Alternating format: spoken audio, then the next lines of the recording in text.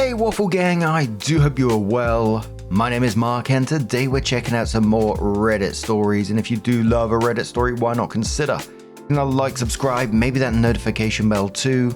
Let's crack on with today's first story. Much love, guys. Now today's first story comes from Beneficial Question 75 and says, I hate my ex-husband and his wife. And this has a 2-year update. I just got a long email from my kid's stepmom, pretty much telling me that she doesn't mind giving the kids extra clothing to go to school, so long as they get it back from my house, because the issue isn't who bought it, but the issue is getting decent clothing back. At the same time, I get a text message from my ex-husband berating me because I didn't clip my son's fingernails on this trip because I can't find my nail clippers. I have a household of 5 and I'm the only income. My kids don't get brand new clothing at my house. My kids have to wear their clothing until it's threadbare because I can't afford to run out and get them new clothes or even go to Goodwill and get them clothes all the time. I do the best I can on an income of $42,000 for a family of 5. I don't get child support from my ex-husband, and between him and his wife they make 80 to 90 grand a year depending on how busy his business is. I'm currently in college trying to get my bachelor's degree. And it's not cheap or easy to try to do that and work full time and take care of my kids. When I return, the two of them always point out what I'm doing wrong, how my kids are suffering because I'm in school and I can't spend a lot of time with them, and just generally picking me apart. I hate them. I'm trying so hard to hold it together and do the best I can, and it's never enough. And I really truly feel hatred for those two, and I hate it. I'm sorry if my rant doesn't make sense. Right now, I have to use talk to text because my phone screen is cracked and it doesn't read my finger tapping it correctly. Thank you for giving me a space and a moment to get that off my chest and rant a little bit. Commoner says you are doing the best you can, and I'm sure your kids know you love them. You should try and get some child support. Sounds like he's getting off easily. Opie says the last time we went to court, the only thing that happened is I got the ability and the right to claim the children on taxes every year until they're adults. The majority of his business, he gets paid cash under the table, and a little bit of cash. He doesn't get paid under the table, or that he does claim is not enough to get child support from him. And they don't look at his wife's income, so I've been through this. Maybe if I get into a better financial situation and can afford a lawyer, I'll revisit it. I only have 2 more years, and then I have my degree. Commoner says, if he makes that much money, why aren't you getting child support?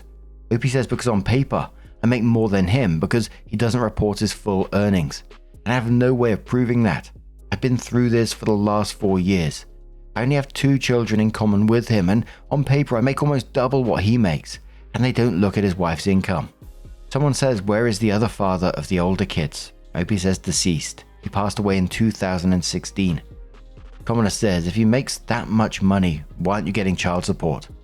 Commenter replies saying, she said they make 80 to 90 a year between them.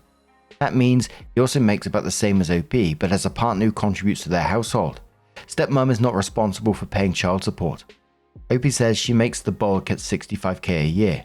He underreports his earnings because he's flaunted he makes 30 to 40k a season, but he reports 10 to 15k, unless he's lied to me, which could be the case too, but knowing him, I doubt it. Commenter says, is it underreporting or just business expenses that take away from his gross income, causing him to pay less tax? I'm not a lawyer, but I'm pretty sure her income wouldn't count. Opie says her income doesn't count. I've been dealing with this for going on 5 years now. I've gone to court several times, with my clinicals starting this fall and the workload for nursing school increasing. I didn't have it in me to fight a court battle too. At least not right now. I just need to focus on getting through the next 2 years and getting licensed. Commenter says, did the ex turn the kids against OP? Opie says he plays favorites with the twins, boy and girl, and my daughter is starting to notice. His own actions are turning them against him. I will never speak poorly of him to them, and when he doesn't show to events, like their birthday party this year, I make it a point to tell them he was really sick or something along those lines. Life's hard enough and they don't need to feel unwanted or not important by my words or actions. OP on our oldest kid's having a job. Opie says my 15-year-old does. He's saving for a car. Here's my oldest. You have to be 14 here to hold a job, so my middle has another year. OP on blocking the stepmother, saying she has my number blocked, which is why she emails me. She blocked me after my daughter said my stepmom pulled her hair when she was mad at her. I asked her to explain and she blocked my number. Turns out she brushed my daughter's hair roughly and pulled it because my daughter was refusing to listen that morning. Not even remotely okay, but legally I was told no crime was committed and I could have it documented. But that was it. By the way, I did have it documented. Additional information from OP saying, I'll report him to the IRS again. The vast majority of you are amazing and I really appreciate the suggestions. It can't hurt to keep reporting. To the extreme few who say I shouldn't have had kids if I couldn't afford them. I was fine. Then I got married, became a stay-at-home mum with my twins, my youngest. We moved to a new state where I had zero family or support, but he had his family. Then after a year there, he cheated on me. When we finally divorced, everything was split 50-50. Guess what? We had no savings, and with only his income, I didn't walk out with much. I hate that I've shared custody where I have to deal with someone who verbally and mentally abused me. I love the suggestion of the co-parenting app and we'll be looking into it more. OP on her ex paying child support again, OP saying we have 50-50 custody. I technically make more than him. Ugh, that's such a frustrating and a common pattern that we see in these stories about isolating her, moving her to basically where his family are, his people, his support system, where she has no support, making her financially dependent as a stay-at-home mum, then cheats and leaves her scrambling with, and conveniently there's no savings or nothing like that. And now it sounds like he's gaming the system some way so he can pay, so he doesn't have to pay anything. And I really hope something does work out with OP with the IRS, you know, and this is going to sound harsh, but I'm not confident just because I've seen too many horror stories with this kind of shit. But I also think this is all going to backfire on him one day, and it should. I feel sorry for the kids in the situation because they're in the middle here, but let's face it, they're not stupid. They're seeing this happen. As OP said, the favoritism with the twins, missing the birthday parties, the constant criticism of their mum. They're picking up on this, and they're all watching him choose his new life over showing up for them, while mum is doing everything she can to build a better future. But OP mentioned in that post about becoming a nurse, going through nursing school, and we have a 2-year update, so I'm really hoping it's going to go down that path for OP.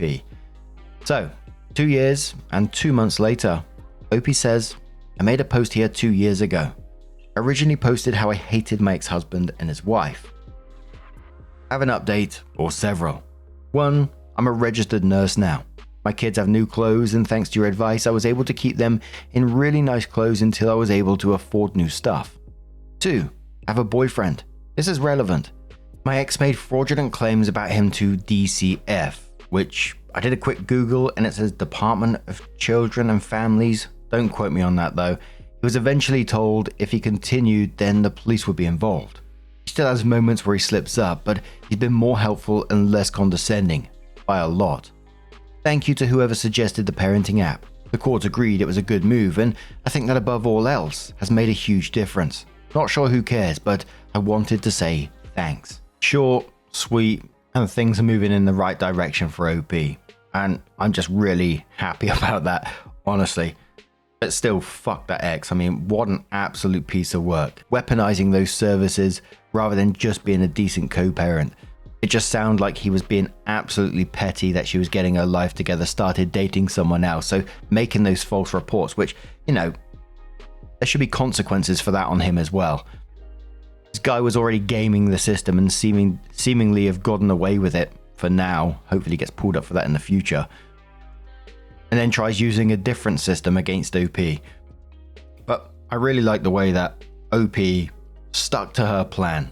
2 years, stuck to her plan, got through nursing school despite all this that was going on around her, dealt with it, and now has her own financial independence to tell him to basically fucking shove it.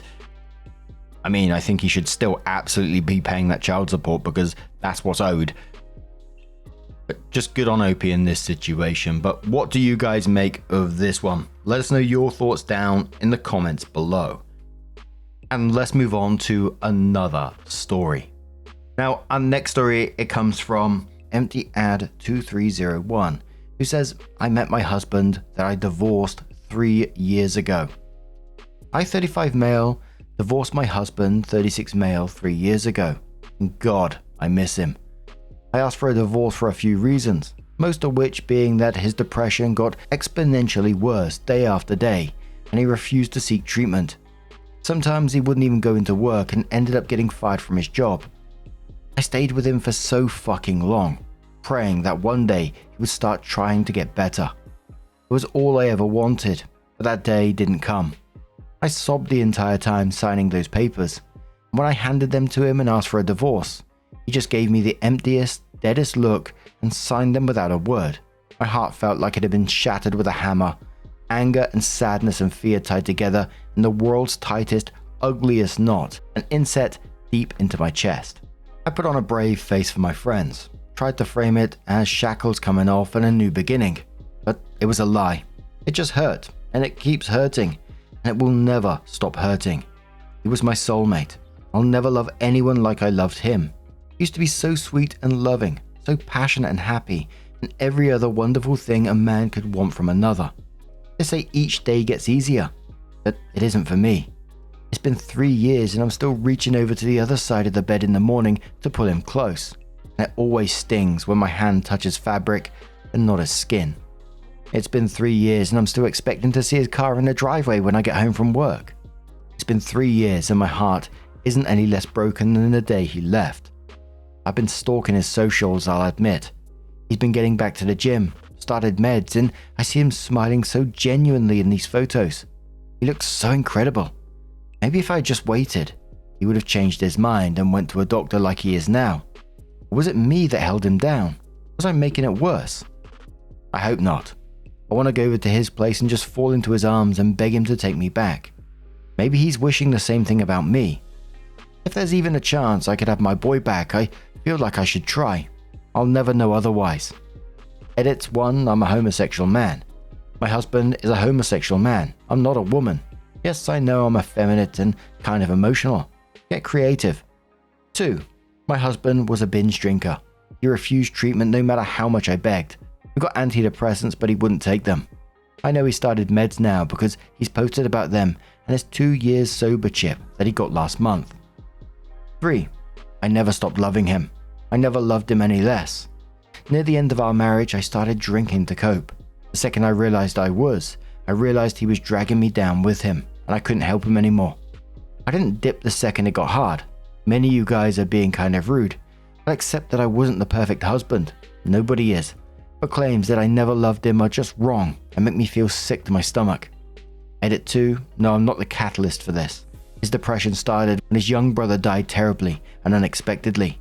It's not because he just hated me so much. We were childhood sweethearts and had been together for years when this happened. Significant, says DOP.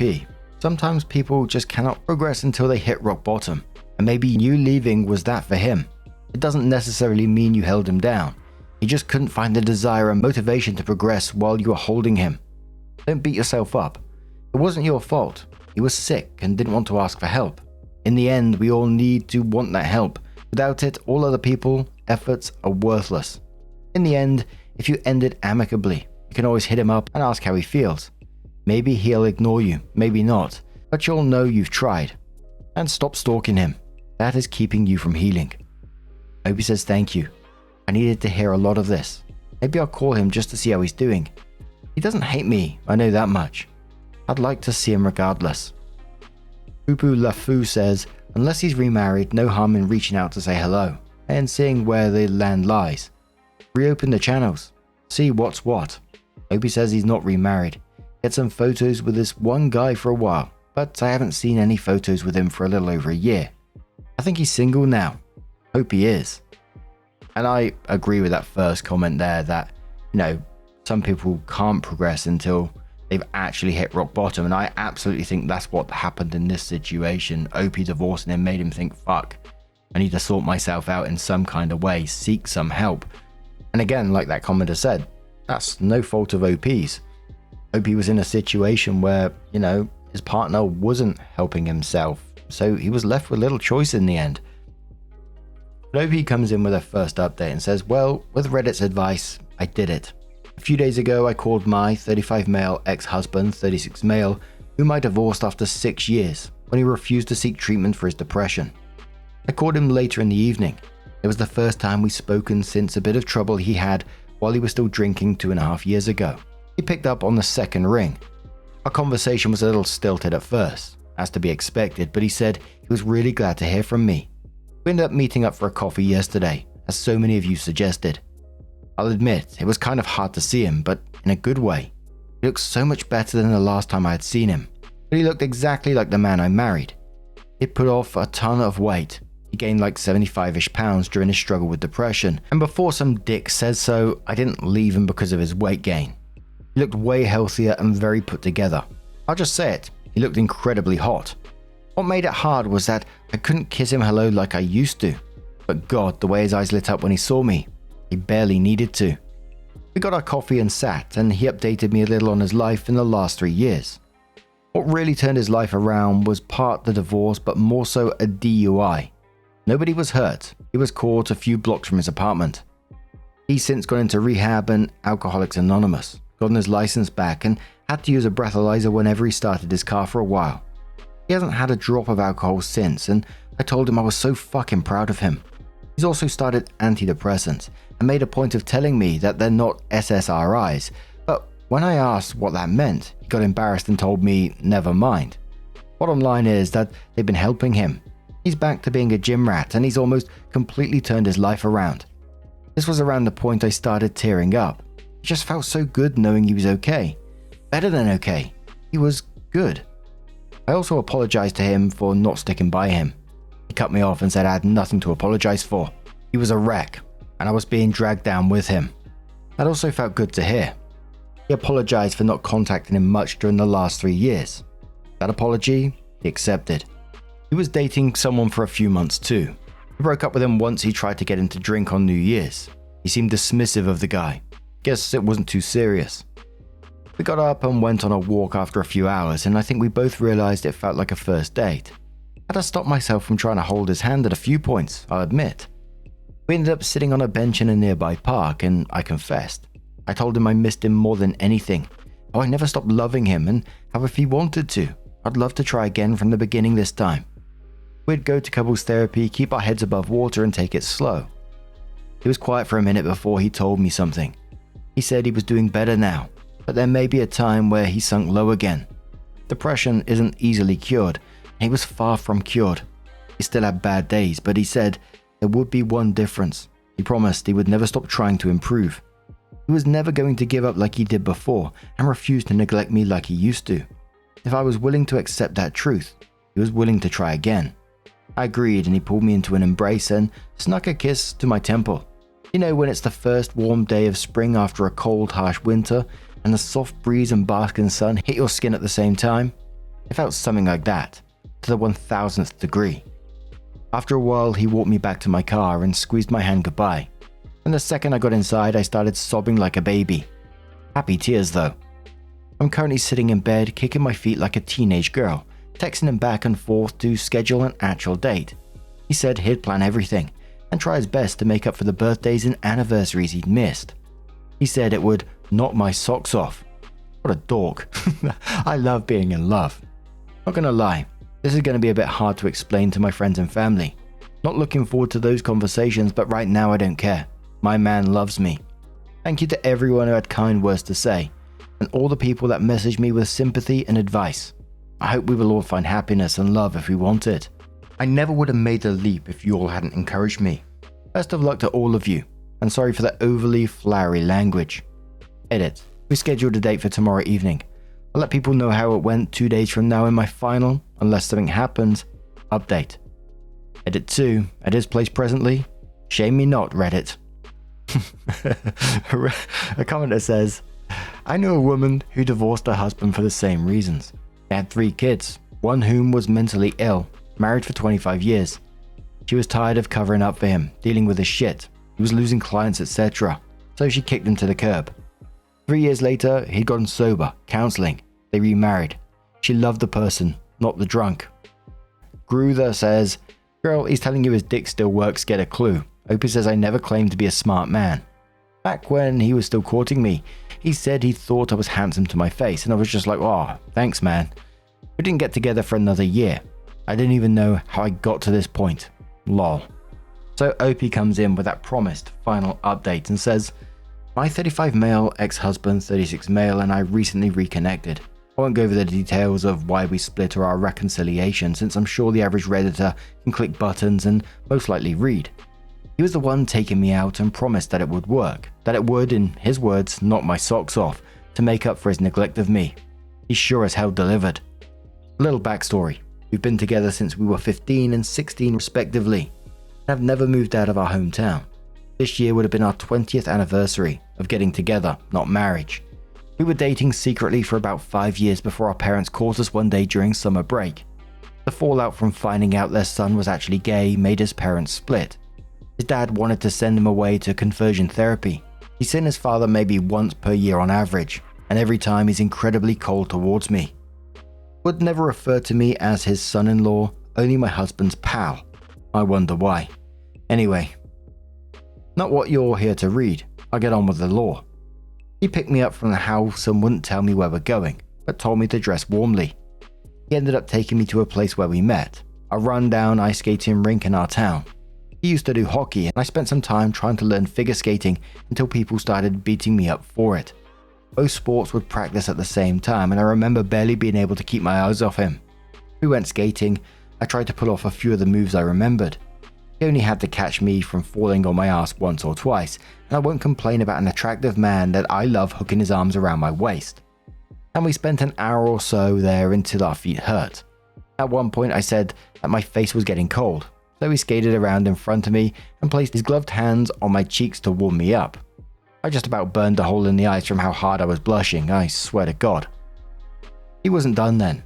We left and went to dinner, specifically the restaurant where we had our first date. It's a cheap hole-in-the-wall place. Seeing as we were poor teenagers when we first met, we chatted and ate food that probably took 5 years off our lives. He was an incorrigible flirt, and even held my hand underneath the table like he did all those years ago. I know I said I never stopped loving him, and I stand by that, but I think somehow fell in love with him 1,000 times over again during that meal. At the end of the dinner, he asked if I had the energy for one more simple thing, to which I agreed. He took me while out of town to a dark Sky Zone park, specifically the one where he proposed to me 10 years ago. He set out a blanket to sit on and another to cuddle under, and we went stargazing all bundled up together. You never know how much you miss the sound of someone's heartbeat until you haven't heard it for so long. We shared a bottle of sparkling grape juice in plastic champagne flutes and dumb giggly kisses. It felt so similar, yet so different. He told me in a moment of quiet that he loved me, and oh God, it took everything I had not to cry. I barely hesitated before asking if he wanted to change venues. He seemed surprised, but eagerly accepted. I ended up at his place. As some of you may have seen from my edit on my second post yesterday, I wanted to take it slower than this, but it was so hard to. I was so starved of affection and hadn't been intimate with anyone for just about 6 years. I'm going to keep what happened at his between us, but all I'll say is that his medication was no issue, and all of you should be jealous. I woke up in bed this morning, reached over for him and pulled him close just like I used to. I haven't been this happy in a long time. We had a sleepy discussion and decided to get back together. But we're not using the term boyfriend. It just feels weird after all this time. So he's my partner or my lover. He's mine. Thank you, Reddit. Wouldn't have done it without a little push from the internet. Let's see where this all goes. Oh, that was nice in the end, and all I can really do after all that is wish them all the best going forward. Some of the feelings in there that they was talking about and the way that the boyfriend explained, there's going to be ups and downs here. It just rang very true, and it sounds, I'm crossing my fingers that it's going to be all good going forward. But what do you guys make of this one? Let us know your thoughts down in the comments below. And just a huge thank you for being here today, getting involved in the stories, your love, your support, your time. It always means the absolute world to me. So thank you so much for being here, and hopefully I'm going to see you in the next one. Take care and much love.